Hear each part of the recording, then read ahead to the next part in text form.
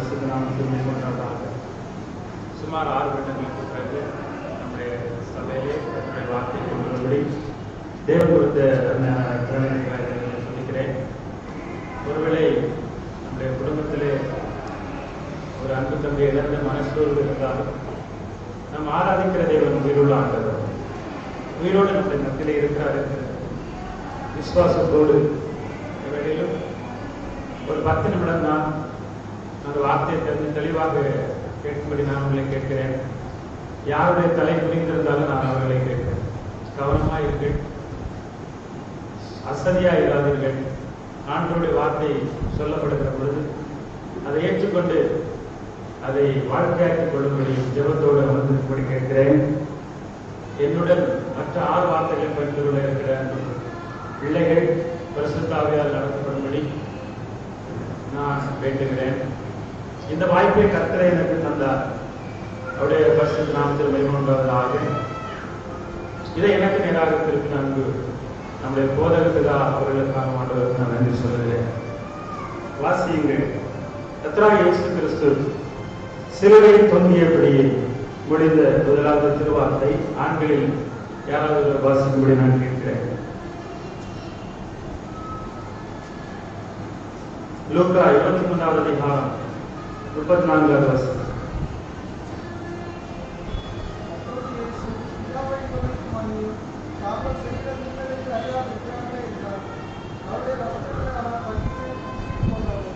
பிதாவே, இவர்களுக்கு மன்னியும், தாங்கள் செய்கிறது என்னதென்று அறியாதிருக்கிறார்களே. பிதாவே, இவர்களுக்கு மன்னியும் என்கிற வார்த்தை இயேசு கிறிஸ்துவினுடைய மன்னிப்பு சுவாபத்தை குறித்து சொல்லுகிறதை நாம் காண்கிறோம். பிறரை மன்னிக்காதவர்கள் ஆண்டவருக்கு பிரியமாக எப்பொழுதுமே இருந்துவிட முடியாது. ஆண்டவராய் இயேசு கிறிஸ்துவை விசுவாசிக்கிறவர்கள், அவருக்கு பிரியமாய் நடக்க வேண்டும் என்று விரும்புகிறவர்கள், அவருக்கு ஏற்ற விதமாய் அவருடைய சித்தத்திலே வாழ வேண்டும் என்று விரும்புகிறவர்கள் பிறரை கண்டிப்பாக மன்னித்து ஆக வேண்டும். ஒருவேளை மன்னிக்கிற சூழ்நிலை இல்லாதிருந்தாலும், மன்னிக்கக்கூடிய அவகாசம் ஏற்படாதிருந்தாலும், நாம் மன்னிக்காவிட்டால் ஆவிக்குரிய வாழ்க்கையிலே நாம் முன்னேறி செல்ல முடியாது என்பதை உறுதியாக நான் அறிந்திருக்கிறேன். ஆகையால் மன்னிக்கிற பொழுது நாம் தோற்றது போல தோன்றினாலும் நாம் மன்னித்தே ஆக வேண்டும் என்று ஆண்டவர் விரும்புகிறார். மன்னிக்காவிட்டால் நம்முடைய ஆவிக்குரிய நிலைமையிலே அடுத்த நிலைமைக்கு நாம் செல்ல முடியாது என்பதை நான் உறுதியாக சொல்லுகிறேன். கஷ்டமான ஒரு காரியமாக இருந்தாலும் ஆண்டவராக இயேசு கிறிஸ்துவினுடைய துணை கொண்டு நாம் அதை செய்ய முடியும் என்பதில் எந்த விதமான சந்தேகமும் இல்லை. லூக்கா 6வது அதிகாரம் 34வது வசனம் சொல்லுகிறது, மனுஷர் உங்களுக்கு எவர்களை செய்ய வேண்டும் என்று விரும்புகிறீர்களோ அப்படியே நீங்களும் அவர்களுக்கு செய்யுங்கள். ஆகையால் நாம் மன்னித்தே ஆக வேண்டும் என்று ஆண்டவர் விரும்புகிறார். ஆவிக்குரிய வாழ்விலே நாம் தடைபடாமல் முன்னேறி செல்லும்படியாய் எப்படிப்பட்ட ஜனங்களை நாம் மன்னிக்க வேண்டும்? இந்த பகுதியிலே எப்படிப்பட்ட ஜனங்களை ஆண்டவராகிய இயேசு கிறிஸ்து மன்னிக்கிறார் என்றால், அவருக்கு விரோதமாய் பொறாமை கொண்டு அவரை கொலை மரத்தில் ஏற்றின அந்த ஜனங்களை தான் ஆண்டவர் இப்படியாக சொல்லுகிறார்.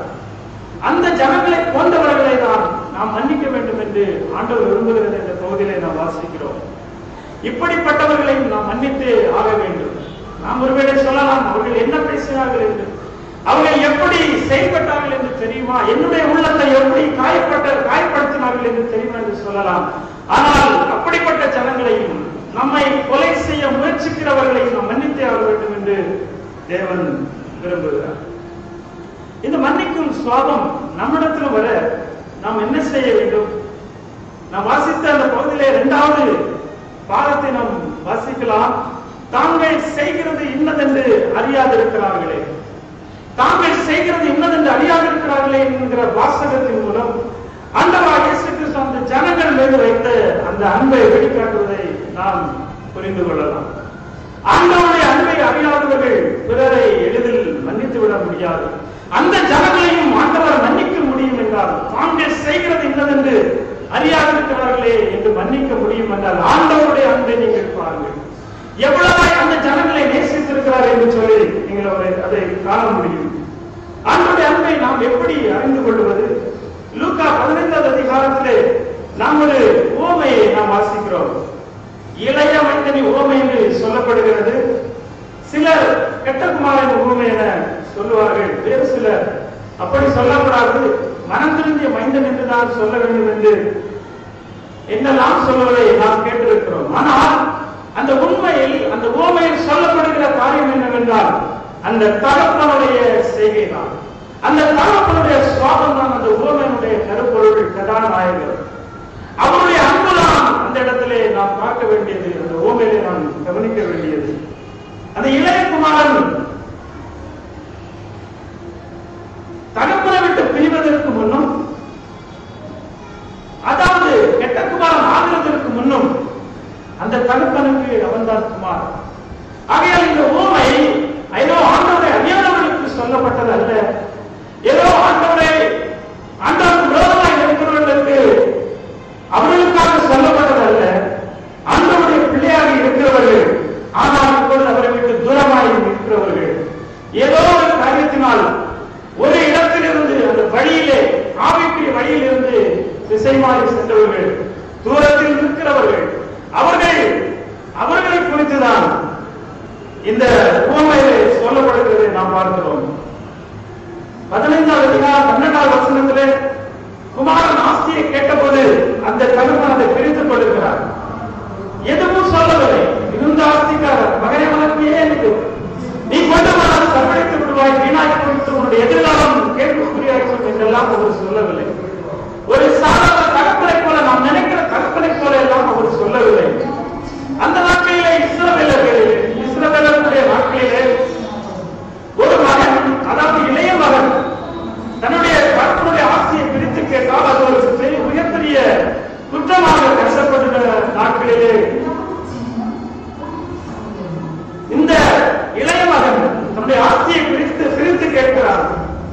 அது ஒரு நீ தகப்பனை நோக்கி நீ செத்துப்போ என்று சொல்வதற்கு சமானம். ஆனால் இந்த தகப்பன் எதுவும் சொல்லாத ஆசையை பிரித்துக் கொடுக்கிறார்.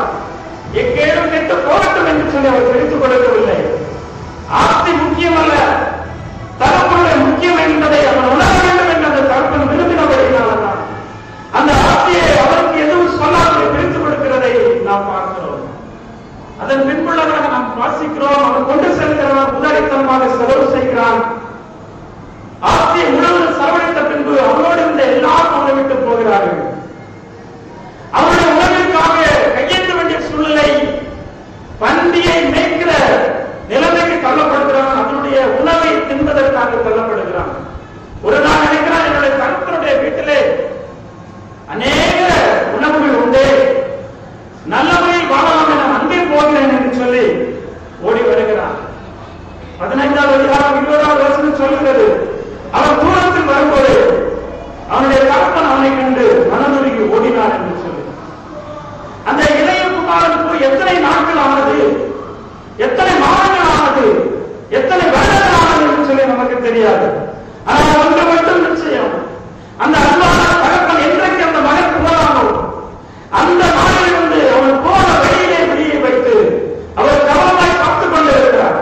என்னுடைய அன்பு மகன் எப்பொழுது திரும்பி வருவான், இந்த வழியே போனவன் இந்த வழியே தான் வருவான் என்று சொல்லி அதே வழியை நோக்கி உண்ண உணவுமின்றி கண்ணிலே உறக்கமின்றி கவனமாக அவர் பார்த்துக் கொண்டிருக்கிறார். தூரத்திலே அவனுடைய சாயம் தெரிந்த பொழுது, தூரத்திலே தன்னுடைய மகன் வருகிறதை கண்ட அந்த சாயம் தெரிந்த பொழுது அவர் என்ன செய்தார்? தூரத்தில் வரும்போது அவருடைய தகப்பன் அவரை கண்டு மனமுழுகினார், அவனுக்கு நேராக ஓடினார் என்று சொல்லி நாம் வாசிக்கிறோம். தன்னை விட்டு தூரமானால், தனக்கு கீழ்ப்படியாமல் போனாலும், தன்னுடைய ஆசையெல்லாம் இப்படி செலவழித்து விட்டானே என்கிற எந்த காரியங்கள் இருந்தாலும் அதையெல்லாம் நினைக்கவில்லை. ஐயோ என்னுடைய மகன் திரும்பி வந்து விட்டான் என்கிற அந்த அன்பு மாத்திரம் மேலோங்கி இருந்ததை நாம் பார்க்க முடியும். மன்னிக்க முடியாத கடினத்துடன் என்ன செய்வது என்ற நாளிலே அநேகர் திகைத்துப் போய் இருக்கிறீர்கள். எப்படி நான் கிறிஸ்தவனாக இருக்கிறேன், நான் கிறிஸ்துவுக்குரிய வாழ்க்கையின் இடத்தில் இல்லையே, பிறகு நான் மன்னிக்க முடியவில்லை, என்னுடைய ஆவிக்குரிய வாழ்க்கை நான் எப்படி முன்னேற்றமாய் கொண்டு செல்வது என்று அநேகர் நாளிலே திகைத்துக் கொண்டிருக்கிறீர்கள். ஆண்டவர் சொல்லுகிறார், நான் அவருக்காக காத்துக் கொண்டிருக்கிறேன். நீ எந்த வழியிலிருந்து வழி விலகி போனாயோ அந்த வழியிலேயே என்னுடைய விழியை வைத்து நான் உனக்காக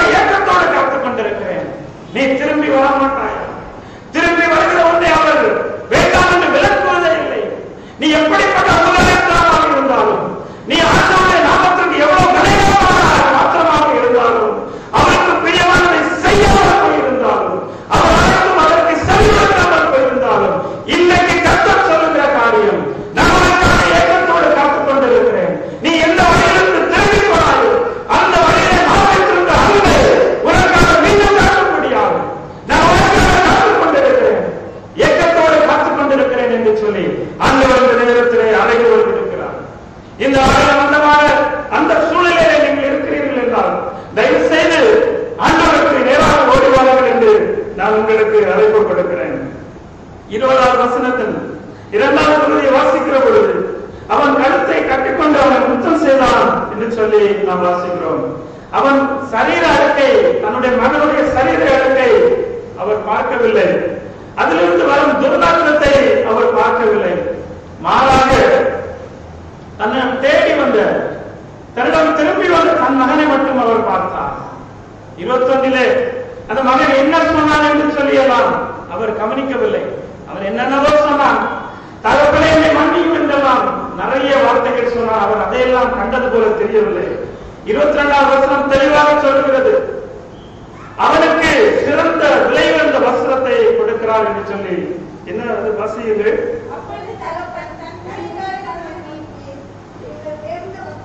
உயர்ந்த வஸ்திரம். உயர்ந்த வஸ்திரம் என்று சொன்னால் அந்த நாட்டிலே இருந்த சிறந்த வஸ்திரத்தை, அவனுக்கு சிறந்த வஸ்திரத்தை கொடுக்கிறார் என்று சொல்லி நாம் வாசிக்கிறோம். அவனை குறித்து எதுவும் சொல்லவில்லை, அவனை குத்தி காண்பிக்கவில்லை, நீ செய்தது தவறு என்று தன்னை நீதிமானாக காட்டவில்லை, அவர் செய்த தவறு என்று அவனை நியாயஸ்தானத்தில் நிற்க வைக்கவில்லை. மாறாக தன்னுடைய வீட்டில் உள்ள விலை உயர்ந்த சிறந்த வஸ்திரத்தை அவனுக்கு தரிப்பிக்கிறார் என்று சொல்லி நாம் வாசிக்கிறோம்.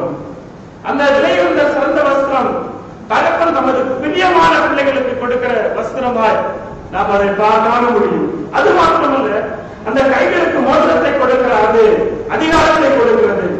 கால்களுக்கு பாதரட்சை, அது பாவத்தில் இருந்து விடுதலை கொடுக்கிறது. இந்த நாளிலும் ஆண்டவருடைய அழைப்பை ஏற்று நீங்கள் வர சித்தமாக, ஆண்டவருடைய சமூகத்திலே வர சித்தமாக, ஆண்டவர் உங்களுக்கு விலையுயர்ந்த வஸ்திரத்தை வைத்திருக்கிறார், நல்ல ஒரு விடுதலை வைத்திருக்கிறார், நல்ல ஒரு அதிகாரமுள்ள ஆவிக்குரிய வார்த்தையை வைத்திருக்கிறார். உங்களுக்கு ஒரு சிறந்த இடத்தை தர அவர் போதுமானவராக இருக்கிறார், வாஞ்சியோடு இருக்கிறார், அவர் பொறுப்பாக இருக்கிறார்.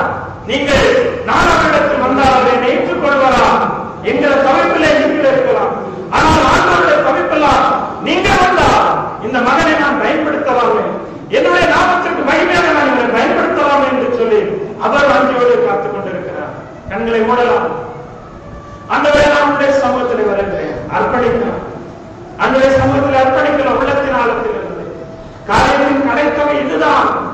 ஆண்டவருடைய அன்பை நாம் அறிந்து விட்டார், ஆண்டவருடைய அன்பை நாம் புரிந்து விட்டார், அவரோடு வாழ்கிற வாழ்க்கையில நாம் வந்து விட்டார். நாம் மன்னிக்கிற சுவாபத்தை நாம் எளிதாக பெற்று விடுவோம். மன்னிக்கிற சுவாபத்தை நாம் எளிதாக பெற்றுக் கொண்டால் அவருக்காக சாட்சியுள்ள வாழ்க்கையை நாம் வாழ முடியும் என்பதிலே சந்தேகமில்லை. நாம் பிறரை மன்னிக்க முடியும், பிறரை மன்னிக்க முடியும். எப்படிப்பட்டவர்களை நாம் மன்னித்து ஆவிக்குரிய வாழ்க்கையை ஜெயமாக நாம் நடத்த முடியும். இந்த வேளையை ஒப்புக்கொடுக்கிறேன். எனக்காகவே அடிகைப்பட்டான், என்னை உயர்த்த தன்னை தாழ்த்தினார். பரலமா, எனக்காகவே அடிகைப்பட்டான், என்னை உயர்த்த தன்னை தாழ்த்தினார், என்னை உயர்த்த தன்னை தாழ்த்தினார். நம்மை வைத்துபடிதான் ஆண்டவர் தன்னை தாழ்த்தினார். ஆண்டவர் தன்னை தாழ்த்தினார். உண்மைதான். அன்பு சகோதரனே, சகோதரியே, நீ உயர்த்தப்பட நிச்சயம். நீ இருக்கிற இடத்துல இருக்கிறதில்லை, இங்கு இருக்கிற நிலைமையில் அவருடைய நிலைமை மாறும். ஆண்டவர் உன்னை நிறுத்த போதுமானவராக இருக்கிறார். ஆண்டவர் தன்னை தாழ்த்தினபடினாலே நீ உயரத்திற்கு பரவ நிச்சயம். ஹல்லேலூயா, ஹல்லேலூயா. தன்னுடைய வாழ்க்கையை அர்ப்பணிக்கிற ஒவ்வொருவரையும் தேவன் கண்ணோக்கி பார்த்துக் கொண்டிருக்கிறார். இந்த நாளில் எந்த இடத்திலும் என்னால் செயல்பட முடியவில்லை, எல்லா பக்கமும் அடைக்கப்பட்டிருக்கிறது, நான் செயலற்ற நிலைமையிலே அல்லது ஒரு சத்துமான நிலைமையில இருக்கிறேன் என்று வேதனைப்பட்டுக் கொண்டிருக்கிறீர்களா? மரித்த ஆண்டவர் உயிரோடு எழுந்தினது உண்மையானால் இன்றைக்கு செத்து போயிருக்கிறதாக நீ எங்கே இருக்கிற வாழ்க்கையும் மறந்துவிடுவது எந்த விதமான சந்தேகம் இல்லை. ஆண்டவருடைய திருச்சந்தனை முன்பு நின்று தீர்க்கதரிசனமாக சொல்கிறேன், இங்கே இருக்கிற நேற்று இருந்த நிலைமையில இன்றைக்கு நீங்கள் இருப்பது உங்களுடைய வாழ்க்கை நிச்சயமாக மாறும். உங்களுடைய வாழ்க்கையை முழுவதும் நீங்கள் சட்டத்திற்கு நேரமாக எழுதுவீர்கள். உன்னதத்திலே இறைவனாக